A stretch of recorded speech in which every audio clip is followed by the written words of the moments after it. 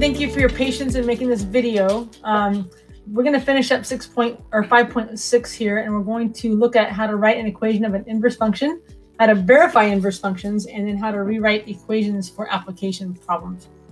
Okay, so first of all, finding an equation of an inverse function here. First, we're going to look at this function here and identify the domain and range. This is going to become very important in helping us find the inverse. Okay, so we look at this function here, this square root function. Our domain is all of my values of x greater than 2. Okay, so that's my domain here. X is greater than or equal to 2. My range is all my y's greater than or equal to 0. See how it goes? You know, it starts at 0 for my y's and goes up. So my range is y is greater than or equal to 0. For my inverse function, I don't even need to know the graph.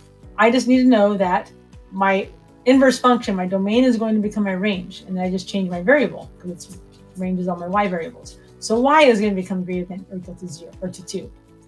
For my range of my original function, that will become my domain of my inverse function. X is greater than or equal to 0. So we just have to change the variable. So this becomes my domain and my range of my inverse function right here. And so this becomes very important because that's going to define my function. And I'll show you why that's important. Okay. So if we look at this function here, to find the inverse, we'll write this y equals the square root of x minus 2. We'll interchange our variables, so x equals square root of y minus 2. Okay, then we're going to go ahead and square both sides to solve.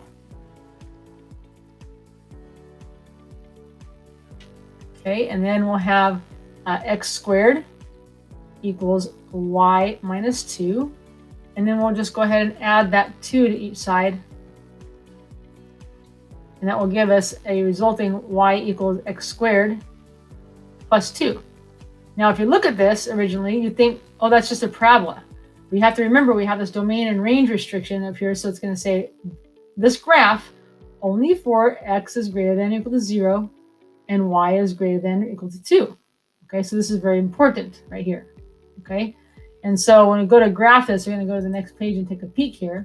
Okay, so if I were to graph this as just a parabola of y equals x squared plus 2 right here, it would look something like this. It would go up like this. It would be my parabola, right? But my domain restriction tells us we only want to keep right here, right? For my x is greater than or equal to 0 and y is greater than or equal to 2. So for the x is greater than or equal to 0, that means this cutoff is right here. For x is greater than 0, all of this goes away, gets cut out. And so now you can see that that is indeed a reflection around the line y equals x right here. Okay, and because if it was a parabola right here, there's nothing down here reflecting. So that's why we have this domain restriction. So that's why it's super important to make sure that you identify those domain and range and make sure you get that inverse correct. Okay. All right. So let's go on here. Let's take a look at this guy. Find an equation of the inverse function here. So we have this cube root graph. Normally our cube root graphs would look like this, but since it's a negative, it gets reflected around the x-axis, so it looks, you know, opposite right here. Okay. Inverse function. Let's take a look at that. So we have y equals opposite of cube root of 4x. We're going to multiply, or excuse me, interchange our x and y. So x equals negative cube root of 4y. And then we're going to,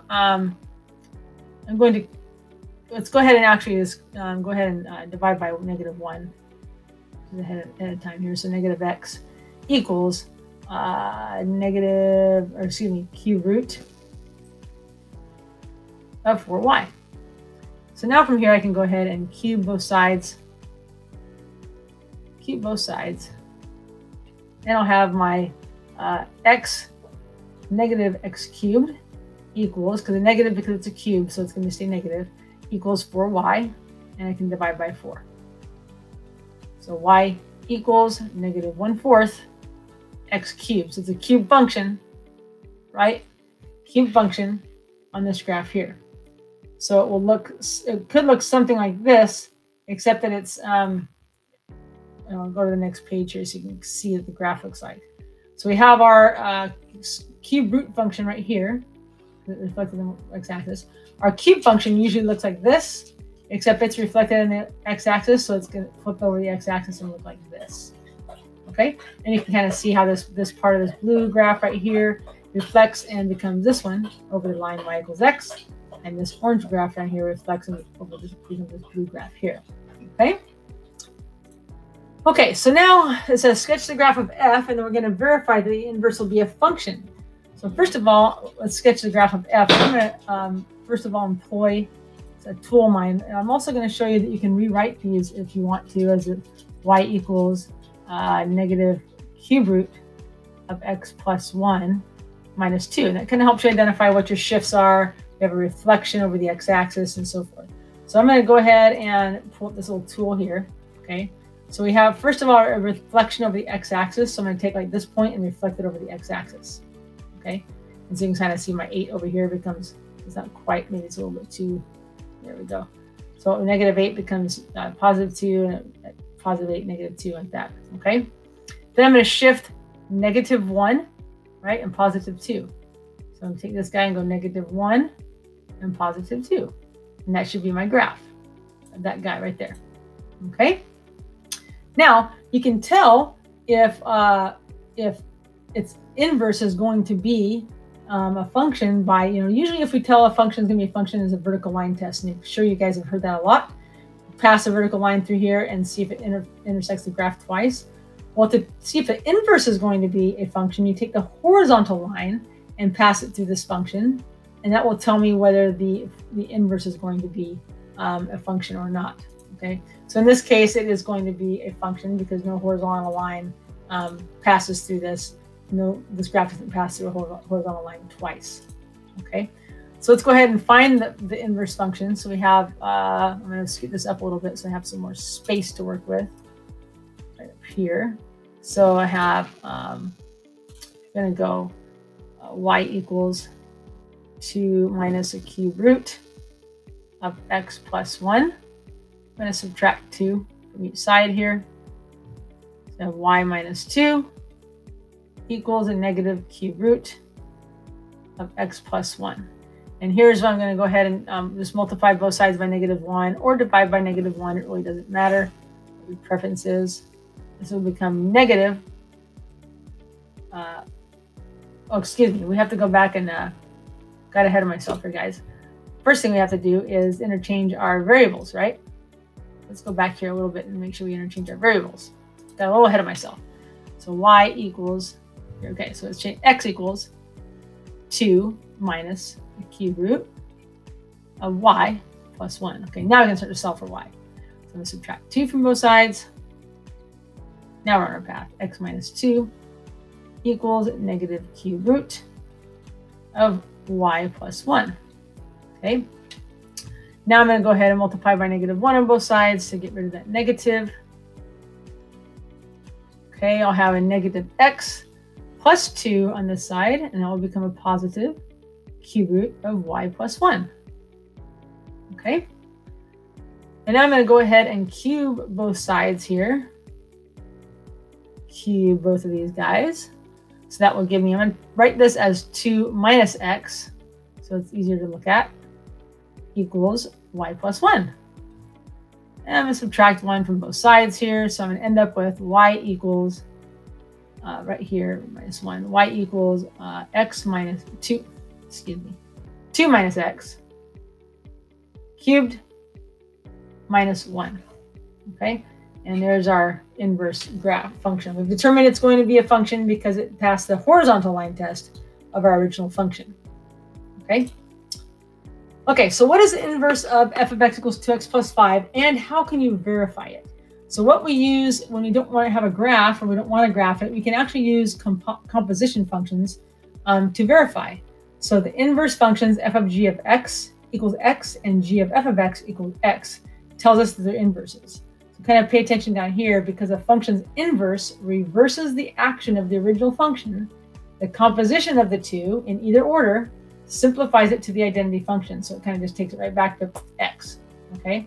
So if g of f of x equals x and if f of g of x equals x and g of f of x equals x, these guys are inverses.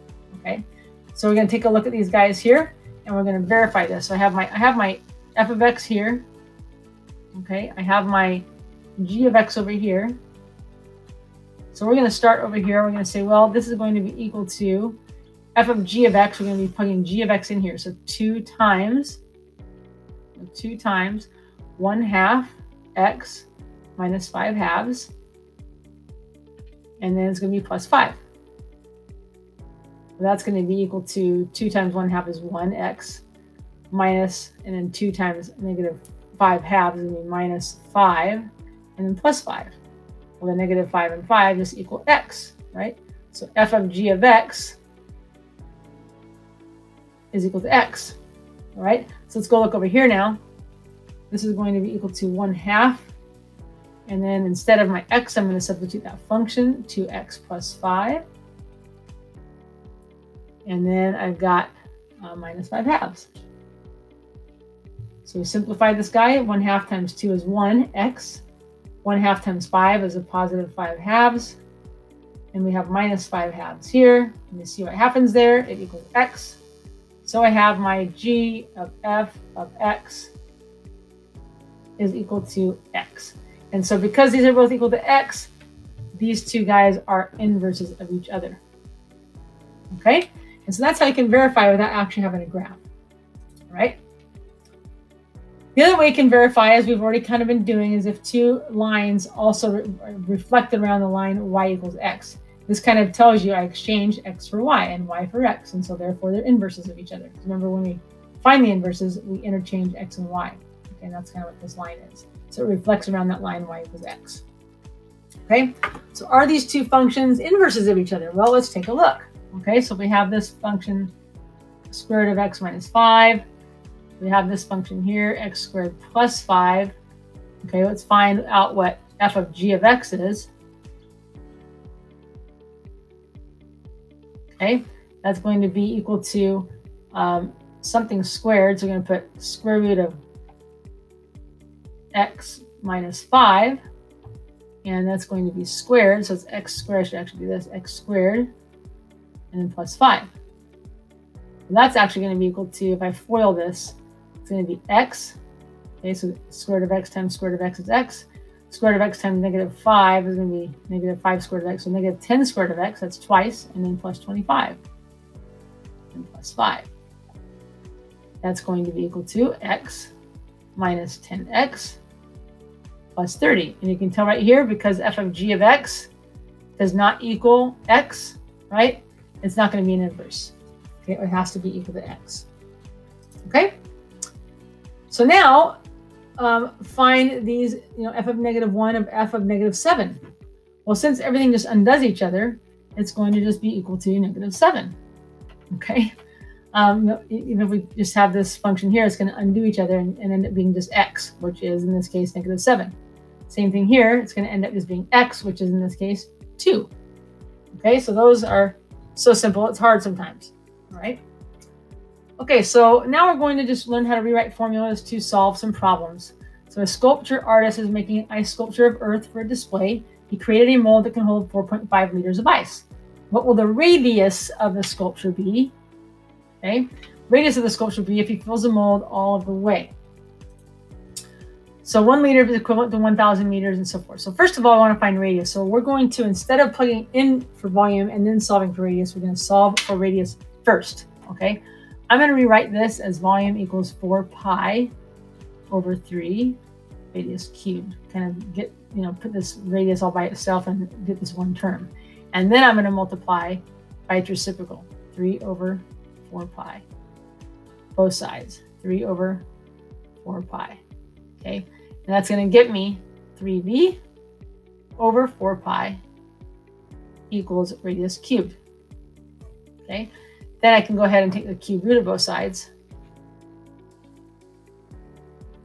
And I'm going to end up with my radius equals the cube root of 3v over 4 pi.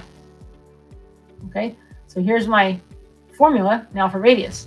Well, now I just have to plug in my volume, right? 4.5 liters. Okay, well, this is, we need this to be in centimeters cubed. So 1 liter is equivalent to 1,000 centimeters cubed. So it's going to be 4,500 centimeters cubed. Okay, so we have radius equals cube root of 3 times. That's going to be 4,500 over 4 pi. Okay, let's get our calculator out and see if we can figure that out here. So we have 3 times 4,500. Divide that by 4 pi. Oop. Boom.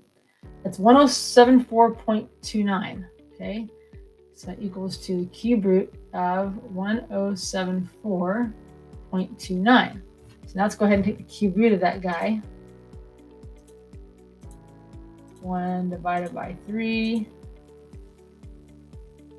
Whoop, there you go. And it's going to be about 10.3. So the radius is going to be approximately equal to 10.3 centimeters. Okay, and there you go.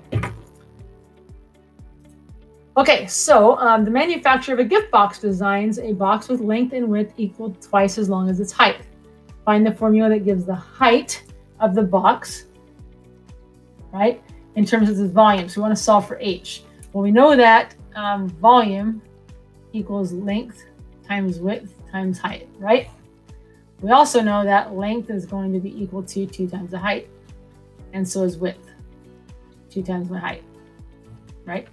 So volume is going to be equal to 2 times h, that's my length, but times 2 times h again, which is my width, times my height, which is my height. So that's going to be 4h cubed. Okay, let's solve for h. So we're going to divide by 4. So volume over 4 equals h cubed. And then we're going to take a cube root. So we have a cube root of v over 4 equals h. So there's my formula now. Okay, so now I just want to find out what is the actual height.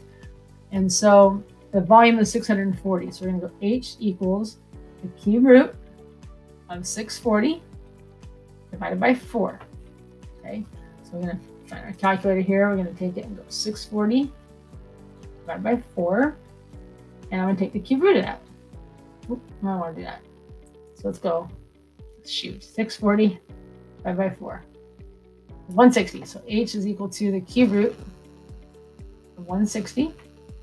Okay, and then I want to take the cube root of that. And this is what you should see in your work, you guys, okay? About 5.4. So height is approximately equal to 5.4. Well, that's 5.4, but it asks us to find, give the length of the box and the volume. So my length is 2 times my height, right? So that's going to be equal to 10.8. Okay. All right, so that is a wrap. You guys have a Google Classroom assignment. This is kind of a little summary of everything we talked about in the this lesson so far for 5.6. You have a Google Classroom in an assignment in Excel in Google Classroom, and I'll see you all tomorrow. All right, thank you. Bye-bye.